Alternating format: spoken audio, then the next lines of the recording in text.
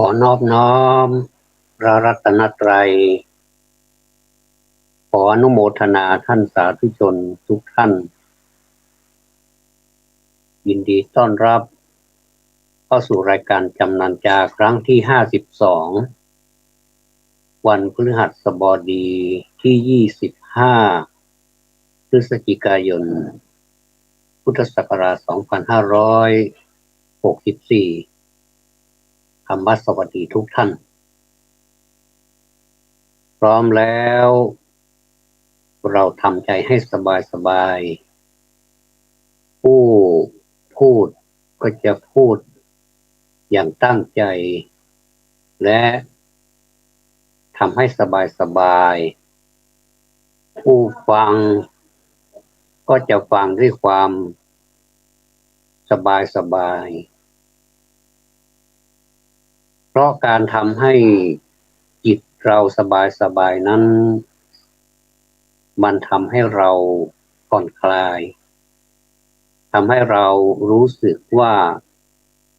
ไม่มีอะไรมารบกวนดังนั้นผู้ที่ทำใจให้สบายจึงเป็นผู้ที่กำชัยชนะให้กับตัวเองและมักจะเป็นผู้ที่มีสมาธิมีปัญญาจะคิดจะปรารถนาอะไรก็ง่ายแต่ธรรมะของพระสัมมาสัมพุทธเจ้านั้นไม่ใช่เรื่องง่ายแต่พระองค์ทรงมีพระมหากรุณาที่ทำให้ธรรมะเป็นเรื่องง่ายสำหรับปุถุชนธรรมดาทั่วไปเมื่อปุถุชนคนธรรมดาได้รับการซึมซับจากธรรมะขั้นพื้นฐานจากง่ายๆเป็นต้นไปสู่ธรรมะที่ยากก็จะมีความสบายตลอดระยะเวลาการเดินทางของการศึกษาธรรมะนั้นต้องใช้ระยะเวลาบางท่านก็นานบางท่านก็ไม่นานบางท่านก็ปานกลางถ้าเราจะเอาตัวของเราไปเปรียบเทียบกับพระอริยเจ้าทั้งหลายเราคิดว่าคงเป็นไปไม่ได้แต่ว่าอย่าลืมว่าวิริเยนะทุกขมัจเจติผู้ล่วงทุกข์หรือว่าพ้นจากทุกข์ได้ก็เพราะความพยายามความพยายามอยู่ที่ไหนความสำเร็จอยู่ที่นั่นอันนี้เป็นเรื่องจริงถ้าเราหมดความพยายามหมดไฟในระหว่างหนทางเราก็จะได้แค่นั้นแล้วเราจะไปโทษใครก็ไม่ได้เพราะว่าตัวเราเองเรารู้ว่าเราปฏิบัติเรารู้ว่าเราได้ศึกษาดังนั้นท่านผู้ฟังการฟังธรรมทุกชนิดนั้นจึงเป็นกรณีศึกษาท่านต้องรู้จักแยกแยะว่าอะไรเป็นอะไรเครียดไปหรือเปล่าถ้าเครียดแล้วก็ทำให้ผ่อนคลายสบายวันนี้จะได้นำเอาเรื่องของพระไตรปิฎกพอพูดถึงหัวข้อคำว่าพระไตรปิฎกหลายคนก็จะสายศีรษะอย่าเพิ่งสายศีรษะรับฟังสักนิดหนึ่งว่าพระไตรปิฎกนั้นมีความจำเป็นที่เราจะต้องศึกษาและควรศึกษาเป็นอย่างยิ่งเพราะพระไตรปิฎกเป็นที่มาของความรู้บรรจุพระวินัยพระสูตรพระอภิธรรมไว้ตั้งมากมายรวมแล้ว84,000 84,0003คัมภีร์หรือ3ปิฎก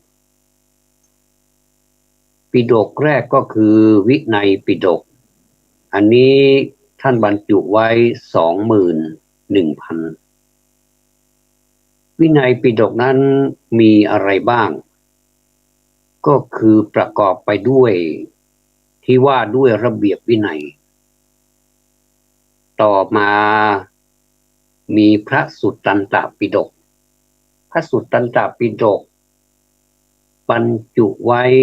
21,000 เช่นเดียวกันพระสุตตันตปิฎกนี้คือสมาธิว่าด้วยพระธรรมเทศนาทั่วไปมีเรื่องราวมีประวัติเหตุการณ์ประกอบด้วยต่อมาพระอภิธรรมปิฎกอันนี้มากกว่าเพื่อนก็คือ 42,000 อันนี้กล่าวด้วยปัญญาว่าด้วยข้อความล้วนๆไม่มีประวัติและเหตุการณ์และเรื่องราวประกอบ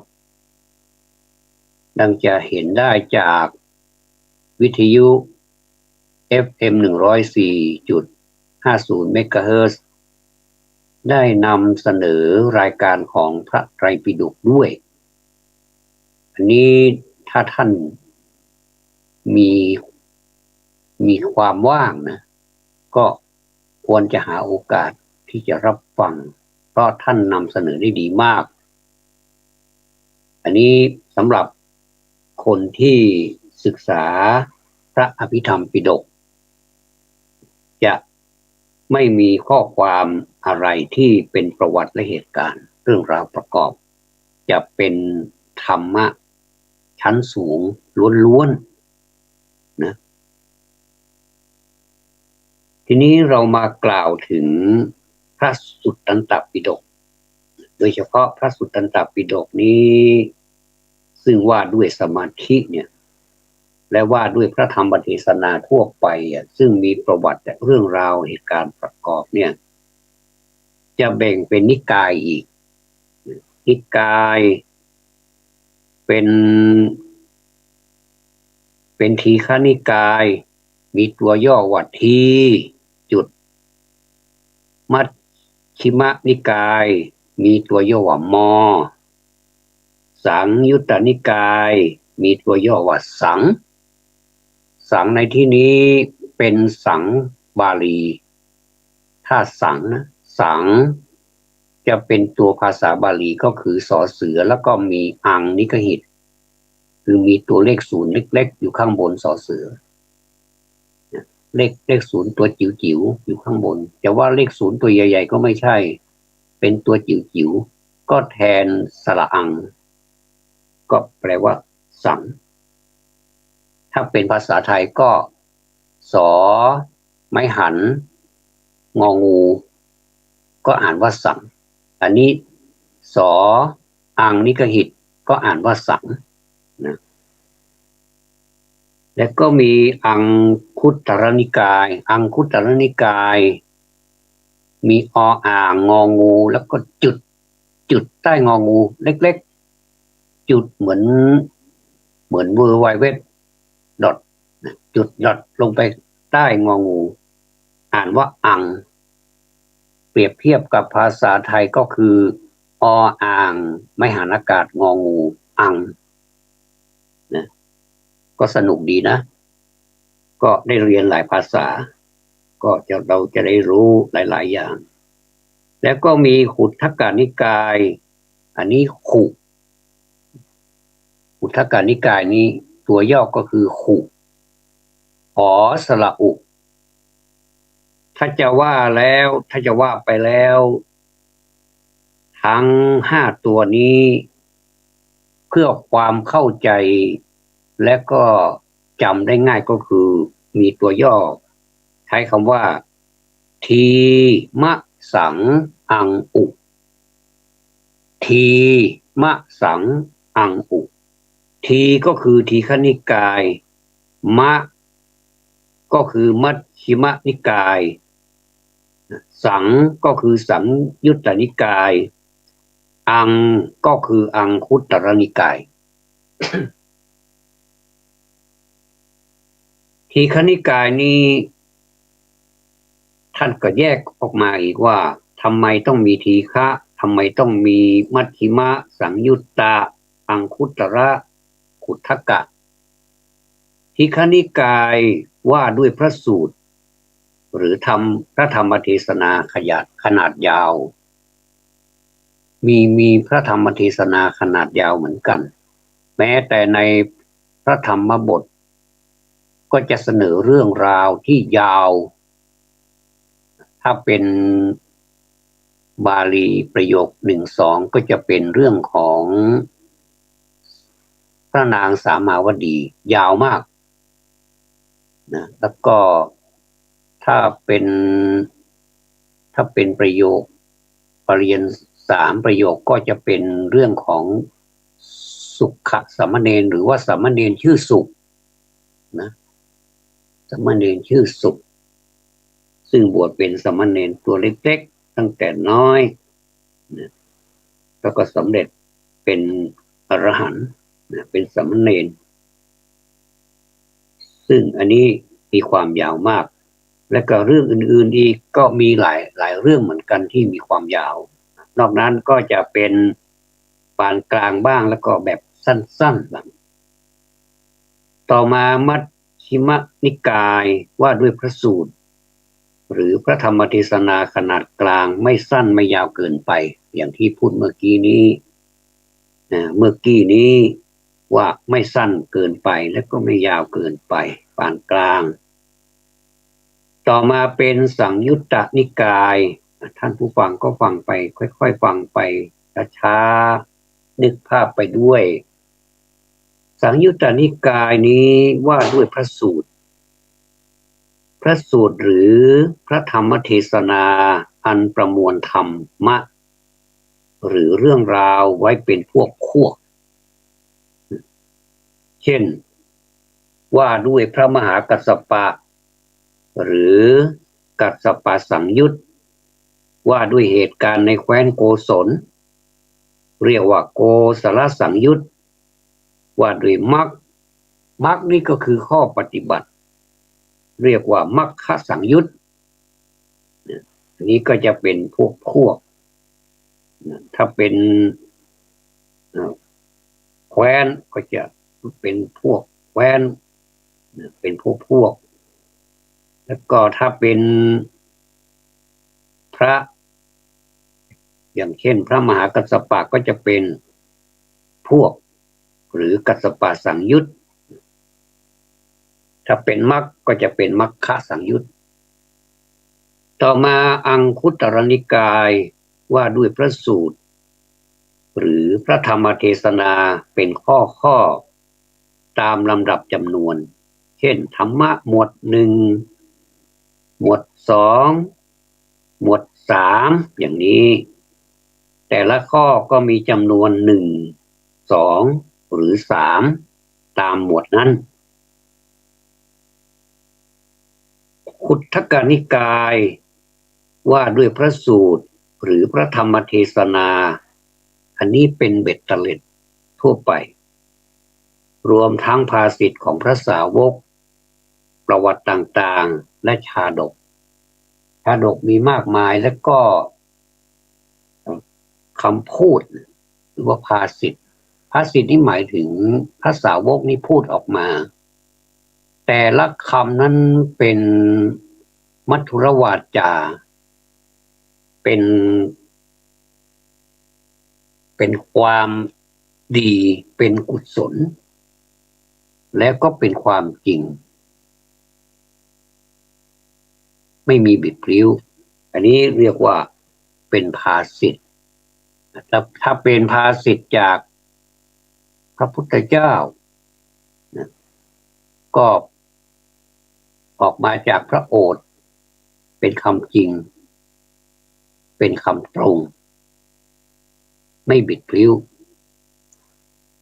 จึง รู้ความจริงว่าอะไรจริงอะไรไม่จริงอันนี้ทำให้ผู้ฟังได้เกิดปัญญาดำเนินตามเหตุตามปัจจัยที่ท่านกล่าวมานั้นแล้วก็ได้รับผลเป็นอานิสงส์ทีนี้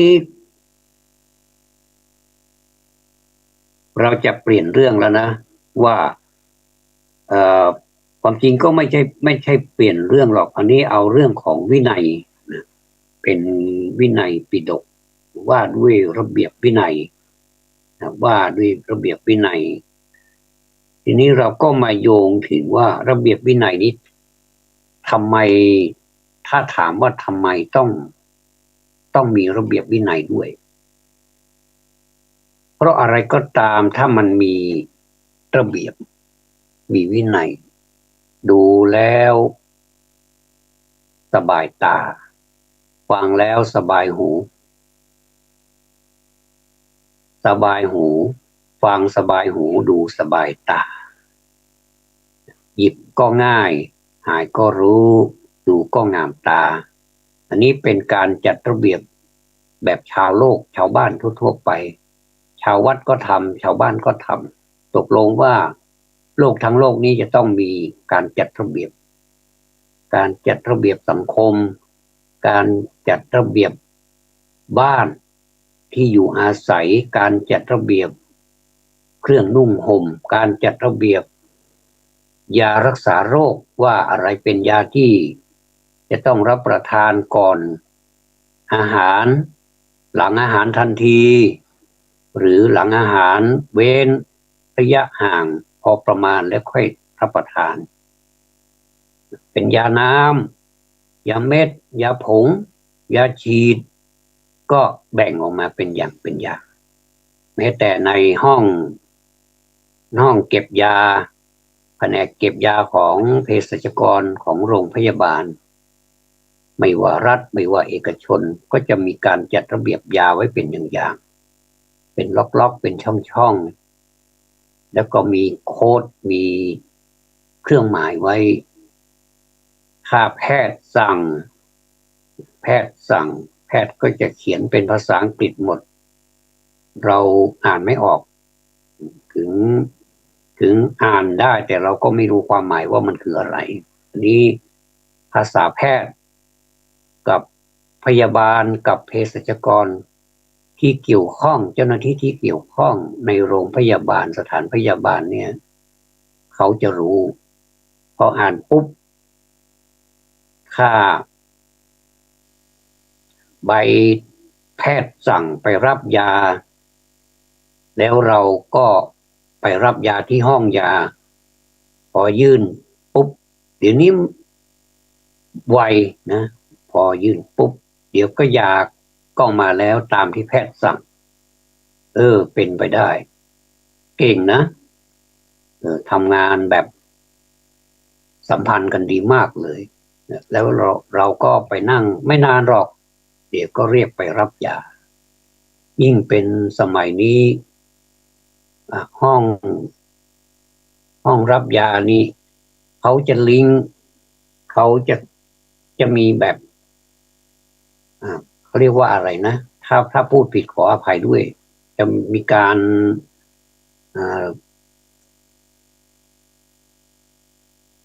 ออนไลน์เป็นการลิงก์หากันหมดเลย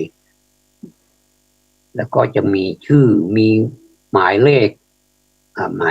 ของตัวของผู้เป็นไข้เนี่ยเขาเรียกว่าคนไข้นะคนไข้เนี่ยไปเลยแล้วก็เดี๋ยวห้องยาเขาก็รู้เขาก็จัดไปเลยไปถึงเราก็นั่งแล้วก็ถือใบสั่งยาไว้แล้วก็เอาใบสั่งยานี้ก็ไปเขาก็จะบอกว่ารายการของคุณเป็นอย่างนี้อย่างนี้นะอธิบายให้ฟังอีกรอบหนึ่งนะอบอุ่นนะอบอุ่นในโรงพยาบาลเหมือนกับเป็นอะไรสักอย่างที่ไม่ใช่โรงพยาบาลนะเป็นความอบอุ่นแม้แต่ผู้ที่ไปรับการรักษาเนี่ยเขาก็จะขาน ขานชื่อว่าคุณเป็นคุณทั้งหมดไม่ว่าจะอายุเท่าไหร่คุณทั้งหมดยกเว้นนักบวชถ้าเป็นพระก็พระภิกษุพระชื่อโน้นชื่อนี้แต่ใช้นามสกุลนะพระภิกษุก็ชื่อแล้วก็นามสกุลไม่มีใช้ฉายาเราไปทีแรกเราก็งงบอกฉายาด้วยเขาไม่ใช้เขาจะใช้นามสกุลเป็นมาตรฐานแล้วก็จะมีหมายเลขของผู้ป่วยนะหรือว่าคนไข้ซึ่งเนี่ยเขาก็เรียกว่ามาจากการจัดระเบียบก็นี่ก็เป็นมันสมองของมนุษย์ซึ่งทำให้เราสะดวกสบายขึ้นแม้แต่รถราถ้าจะมีคิวรถที่จะเป็นวินมอเตอร์ไซค์คิวรถไปจ้างรับโดยสารรับจ้างหรือว่าอะไรก็ตามก็จะมีระเบียบแม้แต่เราจะไปใช้บริการของสถานบริการต่างๆเช่นโรงพยาบาลหรือว่าธนาคาร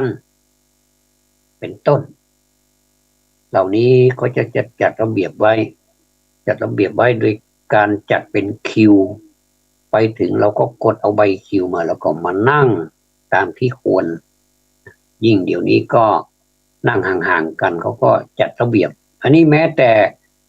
ในขณะนี้มีโรคภัยไข้เจ็บโควิด-19 นี้เขาก็จัดระเบียบนั่งไม่เกินนี้นะห่างจากประมาณนี้แล้วก็จัดระเบียบตัวเองใช้ผ้าหน้ากากอนามัยหรือว่าแมสสวมแล้วก็มีเจล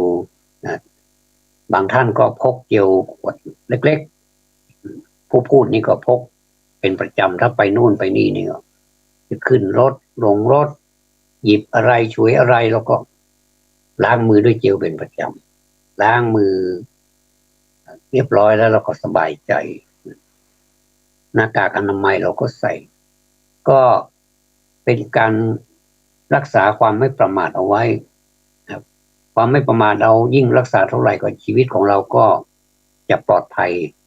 เท่านั้นอันนี้ก็เป็นการจัดระเบียบนะทีนี้มันมาเกี่ยวข้องกับอะไรกับธรรมวินัยนี้ธรรมวินัยความเจริญงอกงามไพบูลย์ในธรรมวินัยซึ่งอันนี้เกี่ยวกับถ้าจะพูดไปก็เกี่ยวกับพระสงฆ์แต่ถ้าคฤหัสถ์จะนำไปประยุกต์ใช้บ้างก็น่าจะได้ส่วนมากจะได้แม้แต่การพิจารณาอาหารปฏิสังขายโยนิโสปินดปาตังปฏิเสวามิเนวัฏวายะเนี่ยถ้าเราไปแปลนะญาติโยมเอาไปแปลแล้วก็จะเกิดมันเป็นอย่างนี้นี่เองการที่เรารับประทานอาหารเข้าไปเนี่ย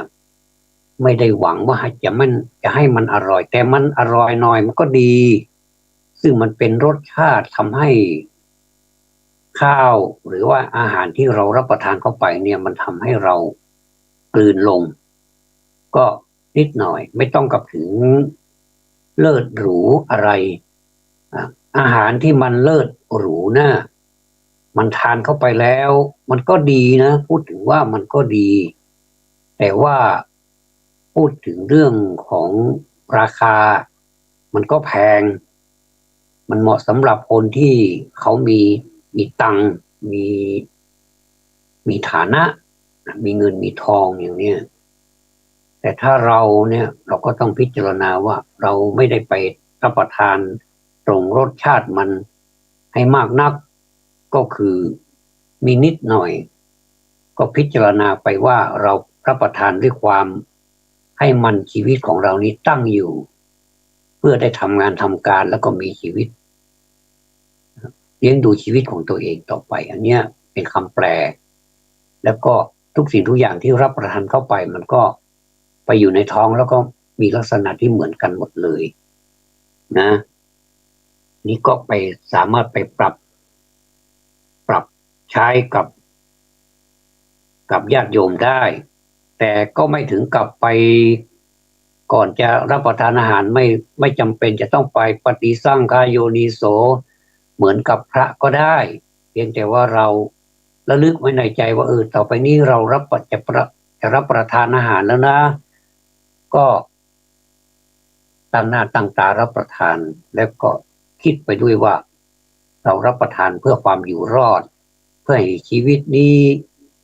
มีความอยู่รอดต่อสู้กับชีวิตต่อไปจนกว่าชีวิตนี้จะหาไม่อย่างนี้จะทำให้เราไม่หลงยึดติดในรสชาติของอาหารแล้วก็เราก็จะประหยัดด้วยไม่ต้องไปซื้ออาหารราคาแพงๆอันนี้ขออภัยนะสำหรับคนที่มีแรงที่มีฐานะก็ไม่ว่ากันแต่ก็แปลกบางหลายท่านหลายท่านแม้จะมีฐานะเขาก็ประหยัดนะเราจะไปมองว่าคนมีฐานะนี่เขาเป็นคนสุรุ่ยสุร่ายหรือฟุ่มเฟือยนี่ก็ไม่แน่เสมอไปบางท่านนี่โอ้หลายท่านนะไม่ใช่บางท่านหลายท่านทำให้เราเห็นเป็นตัวอย่างนะถึงแม้ว่าเขาจะร่ำรวยมีเงินมีทองแต่เขาก็อยู่ในหลักของการใช้จ่ายพอดีเพราะฉะนั้นเราก็ควรจะเป็นผู้ที่พอดีด้วยขณะนี้เวลา 9:25 นาทีครึ่งก็จะบริหารเวลานี้ต่อไปทำไมจะต้องเอาเรื่องความเจริญงอกงามไพบูลย์ในธรรมวินัยนี้มาพูดอันนี้ก็พูดเผื่อญาติโยมด้วยท่านผู้ฟังซึ่งเป็นคฤหัสถ์ด้วยในนี้คงอันนี้ไม่ใช่คงแล้วอันนี้จะเป็นคำตรัสหรือว่าคำกล่าวของพระพุทธเจ้าจะใช้คำว่าภิกษุทั้งหลายพระพุทธเจ้านี่ท่านจะตรัสกับภิกษุบ่อยมากส่วนมากจะไม่ค่อยตรัสไม่ค่อยพูดกับฆราวาสทั่วไปเพราะถือว่าภิกษุนี้เป็นผู้ที่ปฏิบัติเข้มงวดมีหลักมีศีลมากกว่าจึงทรงให้ความสำคัญแก่ภิกษุจึงใช้คำว่าภิกษุทั้งหลายเราจะไปดูในเรื่องราวของพระพุทธเจ้านี่จะขึ้นต้นคำว่าภิกษุทั้งหลายนี่เป็นส่วนมาก80-90%มั้งนอกนั้นก็จะเป็นบุคคลทั่วไปแม้แต่พระราชาเศรษฐีหรือว่าคนธรรมดาสามัญแม้แต่เทวดาพวกเทพทั้งหลายแต่ภิกษุทั้งหลายนี่มากภิกษุทั้งหลายภิกษุประกอบด้วยธรรม11ประการอันนี้จะทรงแสดงเรื่องธรรม11ประการให้ภิกษุทั้งหลายฟังแล้วธรรม11ประการเป็นผู้สามารถถึงความเจริญงอกงามไพบูลย์ในธรรมวินัยนี้พระองค์ทรงเปรียบเหมือนนายโคบาลผู้เลี้ยงฝูงโคให้เจริญนายโคบาลก็คือผู้เลี้ยงโคนั่นแหละผู้เลี้ยงวัวนะแล้วก็เลี้ยงให้เจริญงอกงามด้วยฉะนั้นมีอะไรบ้าง1รู้รูปนะประการที่1รู้รูปประการที่2ฉลาดในลักษณะ3กำจัดไข่ขาง4ปกปิดแผล5สุมไฟ6รู้ท่าน้ำ7รู้ธรรมที่ดื่มแล้วธรรมะนะไม่ใช่ทอทหารสลามไม่ใช่นะธรรมะคือรู้ธรรมะที่ดื่มแล้ว8รู้ทาง9ฉลาดในโคจร10รีดนมให้เหลือ แล้วก็11บูชาภิกษุทั้งหลายที่เป็นเถระเป็นรัตตัญญูเป็นผู้บวชนานเป็นสังฆบิดรเป็นสังฆปรินายกด้วยการบูชายิ่งอันนี้เป็นคำตรัสของพระพุทธเจ้าเราจะสังเกตว่าพระพุทธเจ้าตรัสสังเกตดูคำว่าภิกษุทั้งหลายภิกษุทั้งหลายนี่เป็นคำตรัสของพระพุทธเจ้าโดยตรงเลยทีนี้ถ้าเราจะพูดแต่เพียงหัวข้อว่ารู้รูปฉลาดในลักษณะกำจัดไขขางปกปิดแผลอะไรเนี่ยมันจะรู้เรื่องไหมเนี่ยก็คงจะไม่รู้เรื่องนะดังนั้นเราจะอธิบายนะต่อไปว่าภิกษุผู้รู้รูปนะอันนี้ประการที่หนึ่งภิกษุผู้รู้รูปรู้ชัดรูปอย่างใดอย่างหนึ่งตามความเป็นจริงว่ามหาภูตรูปสี่และอุปทายรูปสี่เฉพาะมหาภูตรูปสี่และอุปทายรูปสี่นี้ก็เยอะแล้วล่ะนะอันนี้ต้องพูดเป็นกิจลักษณะเฉพาะคำว่ามหาภูตรูปและอุปทายรูปอีกครั้งหนึ่งอันนี้เราให้รู้ว่าเป็นมหาภูตรูปสี่และอุปทายรูปสี่นะประการที่สองฉลาดในลักษณะรู้ชัด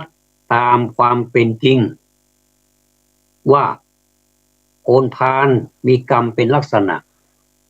บัณฑิตมีกรรมเป็นลักษณะอธิบายแค่นี้ก็พอแล้วประการที่สามกำจัดไข่ขางอันนี้อยู่ในพระไตรปิฎกนะกำจัดไข่ขางกำจัดไข่ขางนี่กำจัดยังไงก็คือ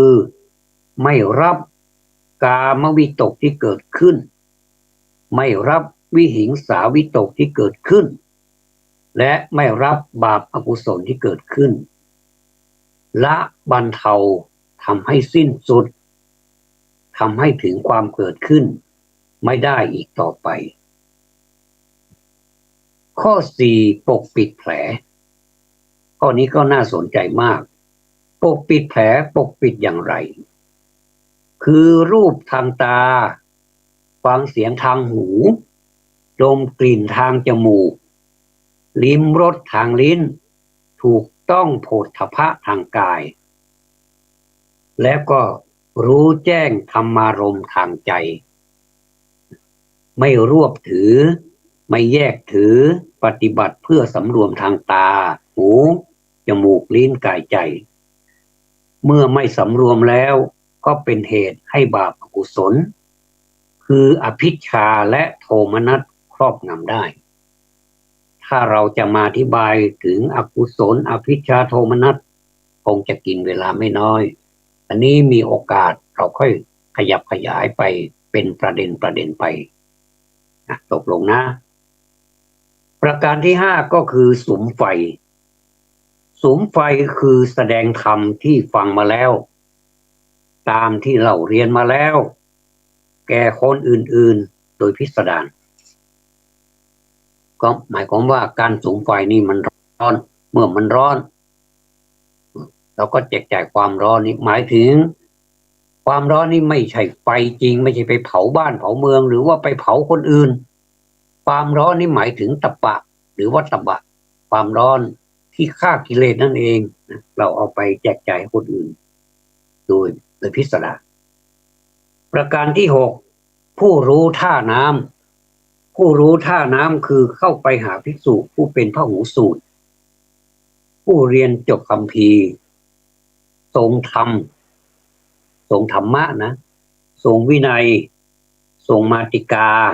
หรือว่าเรียกมาติกาในพจนานุกรมเรียกว่ามาติกาหรือว่ามาติกาก็ไม่ผิดตามเวลาสมควรสอบสวนไต่ถามว่าพุทธพจน์นี้อย่างไรเนี่ยคือการสอบถามเนื้อความแห่งพุทธพจน์นี้เป็นอย่างไรท่านผู้คงแก่เรียนเหล่านั้นย่อมเปิดเผยธรรมที่ยังไม่เคยเปิดเผยทำให้ง่าย ซึ่งธรรมที่ยังไม่ทำให้ง่ายและบรรเทาความสงสัยในธรรมที่น่าสงสัยหลายอย่างนี้เขาเรียกว่าเปิดวิจิกิจฉาเปิดความสงสัยเพื่อให้หายความสงสัยนั้นด้วยวิธีการรู้ท่าน้ำนี่แหละถ้าเราไม่รู้ท่าน้ำเราเห็นท่าน้ำแล้วเราไม่รู้ท่าน้ำเราก็ไม่รู้เรื่องอะไรนี่ประการที่7คือข้อที่7รู้ธรรมที่ดื่มแล้วธรรมนี่มันดื่มได้ด้วยหรือก็ดื่มได้โดยสิเหมือนเป็นน้ำอมฤตแต่เป็นอมตะธรรมที่ดื่มแล้วทำให้ในจิตใจของเราสะอาดเหมือนเราดื่มน้ำที่มันสะอาดไม่เจือปนดื่มแล้วเป็นประโยชน์แก่ร่างกายประโยชน์แก่สุขภาพอย่างนี้ธรรมะก็เหมือนกันก็ดื่มแล้วก็ทำให้จิตใจไร้สกปรกมีแต่ความสะอาดสะอ้านนี่รู้ธรรมที่ดื่มแล้วคือปราบปลื้มอิงอัดความปราบปลื้มอิงธรรมในธรรมวินัยที่ตถาคตประกาศแล้วซึ่งผู้อื่นแสดงอยู่นะอันนี้เราอธิบายพอสังเขปนะประการที่8รู้ทางคือรู้อริยมรรคมีองค์8ตามความเป็นจริงอริยมรรคมีองค์8ก็คือทางมีองค์8นั่นแหละมรรคก็คือทางก็คือข้อปฏิบัติ8สายมีสัมมาทิฏฐิความเห็นชอบเป็นต้นไปนับเป็นต้นไปแล้วไปสิ้นสุดเอาที่สัมมาสมาธิเป็นประการที่8คือตั้งใจไว้ชอบเนี่ยนะก็คือเป็นเรื่องที่ชอบแต่ถ้าผิดนี่เป็นมิจฉา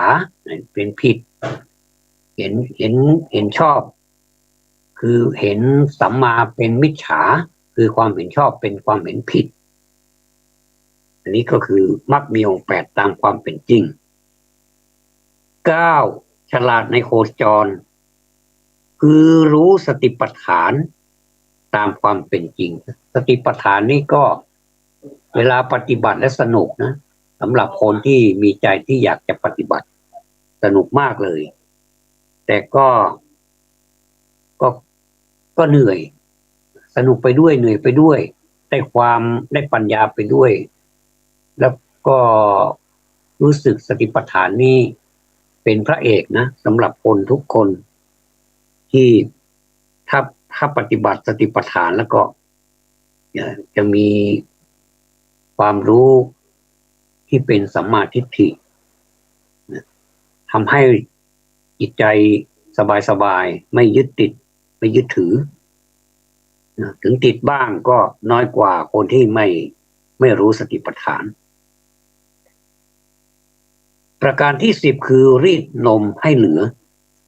การรีดนมให้เหลือนี่ทำยังไงก็คือรู้จักประมาณเพื่อรับจีวรบิณฑบาตเสนาสนะคิรณปัจจัยเภสัชชาบริขารที่พวกข้าบดีผู้มีศรัทธาประวารณานำไปถวายเฉพาะ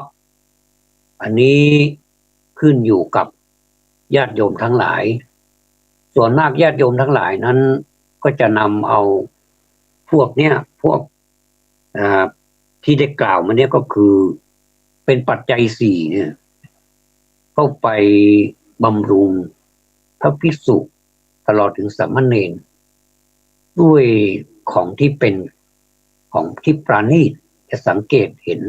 เวลาไปถวายพระสงฆ์เนี่ยจะเลือกสรรเอาที่มันเป็นดีที่สุดไม่ว่าจะเป็นอาหารไม่ว่าจะเป็นเครื่องนุ่งห่มไม่ว่าจะเป็นยารักษาโรคหรือว่าเสนาสนะก็คือที่พักที่อาศัยของภิกษุสามเณรนี่สะดวกสบายไปหมดเลยนี่ในสมัยนี้สะดวกสบายไปหมดเลยนี่ที่พวกข้าบดีก็คือพวกท่านทั้งหลายนี่แหละข้าบดีที่มีฐานะเป็นต้นไปเนี่ยพอที่จะหาสิ่งเหล่านี้ไปถวายได้เนี่ย อันนี้เขาเรียกว่าขหบดีผู้มีศรัทธาปวารณาต่อไปเป็นข้อที่11ภิกษุผู้บูชาภิกษุทั้งหลายที่เป็นเถระเป็นเถระเป็นรัตตัญญูก็คือผู้รู้ราตรีนานนั่นแหละรัตตัญญูตำแหน่งนี้ก็คือตำแหน่งของพระอัญญาโกณฑัญญะผู้รู้ราตรีนานคือเป็นรัตตัญญูเป็นผู้บวชนานเป็นสังฆบิดรก็เป็นคือสังฆบิดรก็คือเป็นพ่อเป็นแม่ของสงฆ์นั่นแหละสังฆบิดรเป็นสังฆปรินายกด้วยการบูชายิ่งคือการบูชายิ่งนี่บูชาอย่างไรนะถ้าจะพูดอย่างนี้มันก็รู้สึกคลุมเครือเพราะฉะนั้นต้องอธิบายนิดหนึ่งว่าการบูชายิ่งในที่นี้ก็คือการเข้าไปตั้งเมตตากายกรรมเมตตาวจีกรรมเมตตามโนกรรมก็คือทั้ง3กรรมคือทั้งสามการกระทำเนี่ยกรรมคือการกระทำไม่ว่าจะด้วยกายด้วยวาจาหรือว่าด้วยใจเนี่ยจะต้องตั้งอยู่ในเมตตาทั้งต่อหน้าและก็รับหลังด้วยในเหล่าภิกษุผู้เป็นเถระนะเป็นรัตตัญญูเป็นผู้บวชนานเป็นสังฆบิดรเป็นสังฆปรินายกด้วยการบูชายิ่ง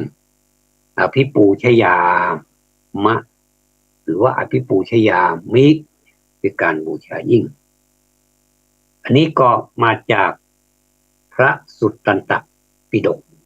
นะพระสุตตันตปิฎกซึ่งถามว่า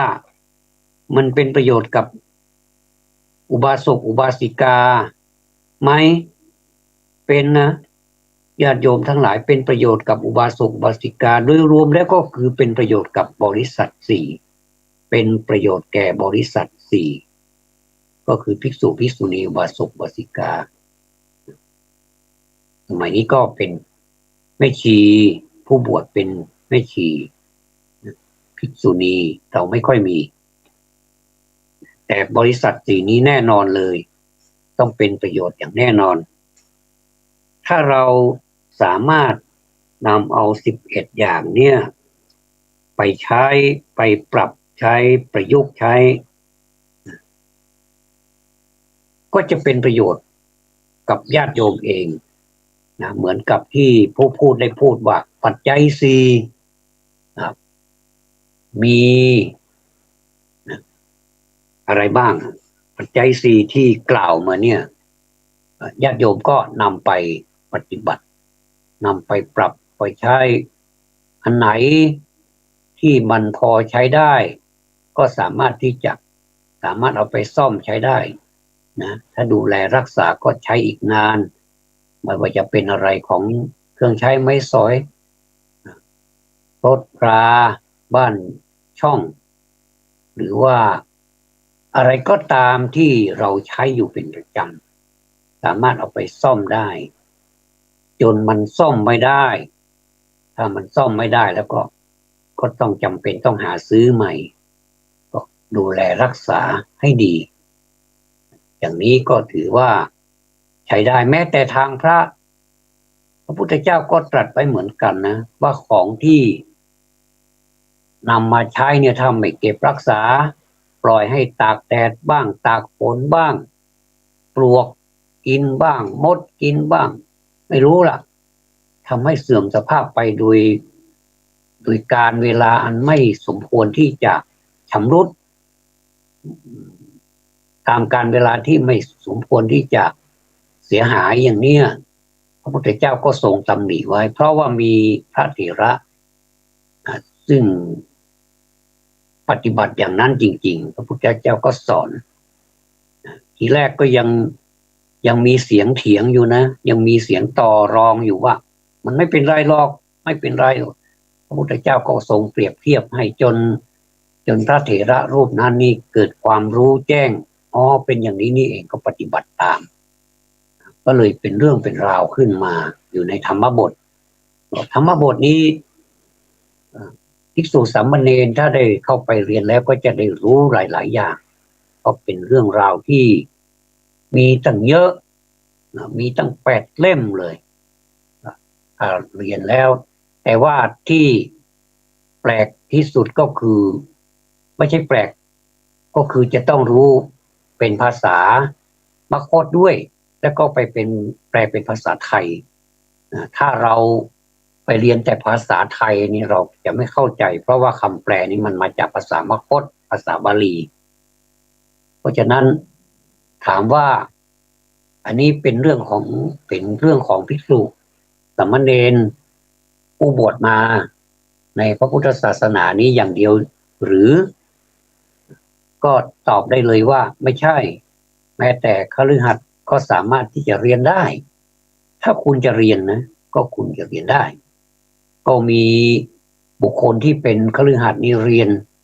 และก็จบชั้นสูงด้วยใครว่าคฤหัสถ์ไม่ตั้งใจเรียนมีแต่ภาระไม่เชื่อหรอกมีหลักฐานเยอะแยะเมื่อวานนี้ก็วันไหนนะที่พูดถึงเรื่องของหญิงสาวคนหนึ่งที่มีความรู้นะที่มีความรู้ถึงขั้นสูงสุดของปรริญญา9 ประโยคนะก็คือแต่ว่าไม่เรียกว่าปรริญญาธรรมแต่ว่าเป็นบาลีศึกษาเป็นประโยค9 ประโยคซึ่งก็เราก็ซาบซึ้งนะแล้วก็อนุโมทนามีความยินดีต่อบุคคลผู้ที่ได้สำเร็จถึงขั้นนั้นญาติโยมทั้งหลายเราไม่ถึงขั้นนั้นก็ได้ขอให้อ่านออกสะกดออกว่ามันแปลว่าอะไรแล้วก็แปลเป็นภาษาไทยเขาก็จะสอบอย่างนี้แหละแปลจากภาษามคธแล้วมาเป็นภาษาไทยคือไม่ได้ให้เขียนภาษามคธลงในนั้นด้วยว่า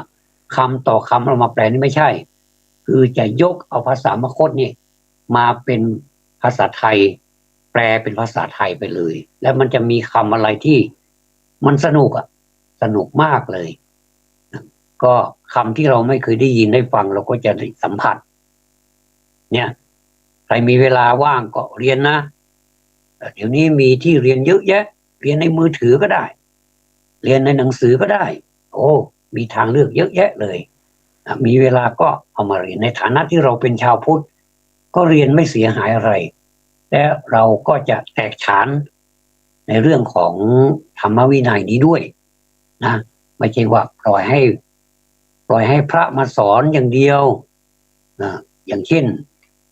ไปถวายสังฆทานอย่างนี้ญาติโยมจะต้องพูดได้แล้วก็แปลได้ด้วยและรู้ความหมายด้วยว่าสังฆทานมันคืออะไรนะอันนี้ต้องดำเนินการในส่วนของญาติโยมนี้ให้สุดๆไปเลยถ้าญาติโยมทำได้เองเนี่ยโอ้อาตมาปลื้มนะอาตมาโมทนาไม่ใช่ว่าจะขี้เกียจขี้คร้านว่าจะว่าแล้วก็ให้ญาติโยมว่าตามนี้ไม่มีรังเกียจไม่มีคำว่ารังเกียจญาติโยมแต่ว่าจะลุ้นให้ญาติโยมนี่ให้กล่าวได้ตั้งแต่นะโมตัสสะ3 รอบแล้วก็อิมานิมะยังพันเตเนี่ยถ้าคำแปลด้วยอะไรต่างๆเนี่ยให้ญาติโยมว่าด้วยตนเองเพราะเป็นเรื่องของญาติโยมแต่ทีนี้เราอนุโลมให้ใช้ได้ก็คือในฐานะที่เราเป็นตัวแทนของพระสงฆ์เราก็อนุเคราะห์ญาติโยมด้วยการให้ญาติโยมนี่ว่าตาม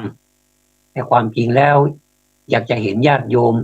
แสดงความกล้าออกมาเลยญาติโยมเอ๋ยแสดงความกล้าออกมาเถอะไม่เป็นไรหรอกถ้าตรงไหนมันผิดแล้วก็จะแก้ไขให้เนี่ยก็จะสร้างคฤหัสถ์ที่ว่าเองเนี่ยทั้งหมดเนี่ยนะไม่ต้องว่าตามแม้แต่ในโรงเรียนอนุบาลไม่ว่าโรงเรียนอนุบาลประถมมัธยมตลอดถึงอุดมศึก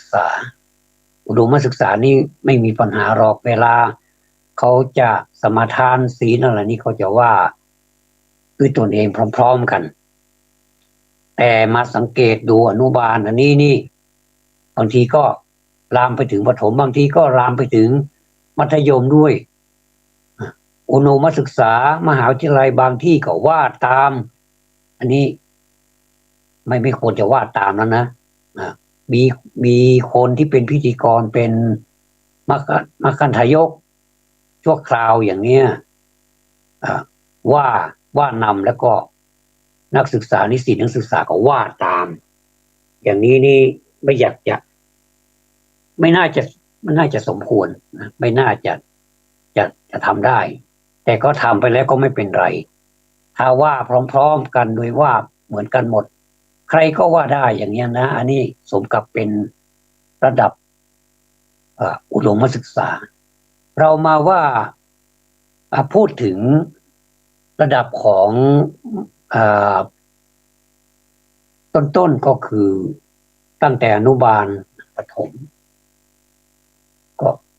ทีแรกก็ไม่ว่าอะไรนะแต่ทีนี้ต้องตั้งข้อสังเกตว่าเอาอย่างนี้ดีไหมนี่ปรึกษาครูบาอาจารย์แล้วก็เราฝึกให้เด็กเนี่ยว่าปากว่าไม่ต้องว่าตามที่เราพูดได้ไหมอย่างอรหังสัมมาสัมพุทโธภควาก็พอเราขึ้นอรหังสัมมาสัมพุทโธภควาเขาก็ว่าไม่ต้องว่าตามเราแม้แต่จะสมาทานศีล 5เนี่ยคือเบญจศีลเนี่ยให้ว่าตามทุกประโยคเนี่ยไม่เอาดีไหมอันนี้อย่าเพิ่งว่ากันนะนี่ปรึกษานะเราควรจะสอนในชั้นเรียนให้นักเรียนนี้ว่าปากเปล่าโดยไม่ได้ดูอะไรเนี่ยนะถ้าแปลได้ก็จะยิ่งดีแปลได้ก็จะยิ่งดีก็จะได้รู้ว่านี่แปลว่าอันนี้นี่แปลว่าอันนี้ตลอดถึงทำพิธีกรรมอย่างอื่นว่าเช่นการกล่าวคำถวายนี้ส่วนมากก็จะว่าคนหนึ่งแล้วก็ว่าตามอันนี้ก็ได้ก็ไม่เป็นไรแต่ว่าถ้าว่าเองได้หรือพร้อมๆกันเนี่ยอันนี้จะดูสนุกแล้วก็เหมือนกับตัวเองพึ่งตัวเองอัตตาหิอัตโนนาโถก็มีความมั่นใจในตัวเองมากขึ้นไม่ว่าเราจะให้ใครเป็นผู้นำนี่ได้หมดเลยเราฝึกผู้นำตั้งแต่เล็กแต่น้อยนี่ดีไหมอันนี้เผื่อว่าโยมฟังเสียงอาตมาพูดและนำไปพิจารณาลองไปปรึกษาหารือกันดูนะว่าจะใช้ได้ไหมถ้ายังไม่ได้ในตอนนี้ก็เอาแบบเดิมไปก่อนแต่ถ้าคิดว่ามันได้ก็ลองทีละเล็กทีละน้อยสิแล้วเราก็เอาพร้อมๆกันเลยอย่างนี้นะอันนี้ก็วันนี้ก็หลายเรื่องตั้งแต่เรื่องพระไตรปิฎกบรรจุข้อความไว้ 84,000 พระธรรมขันธ์นี่จะทวนนะก็มี3ปิฎกหรือว่ามี3คัมภีร์ด้วยกันถ้าเป็นวินัยก็บรรจุไว้ 21,000 อันนี้ว่าด้วยศีลเป็นสุตตันตปิฎกก็ว่าด้วยสมาธิอันนี้ก็ 21,000 ถ้าเป็นพระอภิธรรมปิฎกนะก็คือ 42,000 ก็ว่าด้วยปัญญาอันนี้จะเน้นปัญญาแล้วก็มีพระสุตตันตปิฎกซึ่งประกอบไปด้วยทีมะสังอังคุทีฆนิกายสังยุตตนิกายอังคุตตนิกายทีฆนิกายมัชฌิมานิกายและสังยุตตนิกายอันนี้ก็ว่าไปก็จะมีอะไรบ้างแล้วก็จะพระพุทธเจ้าตรัสแก่ภิกษุว่าภิกษุต้องประกอบด้วยธรรม11ประการดังที่กล่าวไปแล้วแล้วก็มาลงท้ายด้วยความเห็นว่าญาติโยมทั้งหลายคำที่หรือว่าสิ่งที่พระสงฆ์ทำนะพระสงฆ์ทำนี้ญาติโยมทั้งหลายก็เอาไปประยุกต์ใช้บางอย่างก็เป็นของเฉพาะของพระสงฆ์ก็ไม่ควรจะไปใช้อย่างเช่นฉันก็เอาไปรับประทานนะถ้าเป็นฉันของ ของญาติโยมฉันถ้าเป็นหมายถึงตัวเองก็ฉันนะข้าพเจ้าผมอย่างนี้อันนี้ฉันคำว่าฉันนี่ก็โอ้มีความหมายหลายนัยยะเลยนะ แล้วก็มีความเห็นว่าแนะนำนะมีความเห็นนะเสนอความเห็นก่อนว่าตั้งแต่อนุบาลเป็นต้นไปเราควรจะให้เด็กนี่แสดงความกล้าหาญด้วยให้เด็กนี่ว่าเองได้ไหมไม่ต้องว่าให้เขาวาดตามอย่างเนี้ยนะตั้งแต่อนุบาลประถมมัธยมอย่างเนี้ยวันนี้ก็คงจะเป็นประโยชน์กับญาติโยมพอสมควรวันนี้พูดอย่างสบายๆและญาติโยมไม่ต้องเครียดฟังอย่างสบายๆแล้วถ้าหากว่ายังสงสัยคำไหนก็ควรจะจดไว้และก็สามารถที่จะไปฟังใหม่ได้เพราะระบบนี้เป็นระบบ YouTube ซึ่งพระครูสมุวิสุวัฒน์วรจิตโจท่านผู้อำนวยการสถานีวิทยุ FM 104.50 เมกะเฮิรตซ์ของมหาวิทยาลัยเชียงใหม่อุปถัมภ์อยู่เนี่ยท่านก็มีความเอื้อเฟื้อกรุณาธรรมอยู่ YouTube ให้ท่านสามารถที่จะกลับไปฟังอีกกี่รอบก็ได้ในวันนี้ขอกราบขอบพระคุณท่านเป็นอย่างสูงท่านผู้อำนวยการสถานีวิทยุนะครับขอนำรายการนี้จากลาคุณผู้ฟังไปก่อนจนกว่าเราจะพบกันในโอกาสต่อไปขอความสุขความเจริญจงมี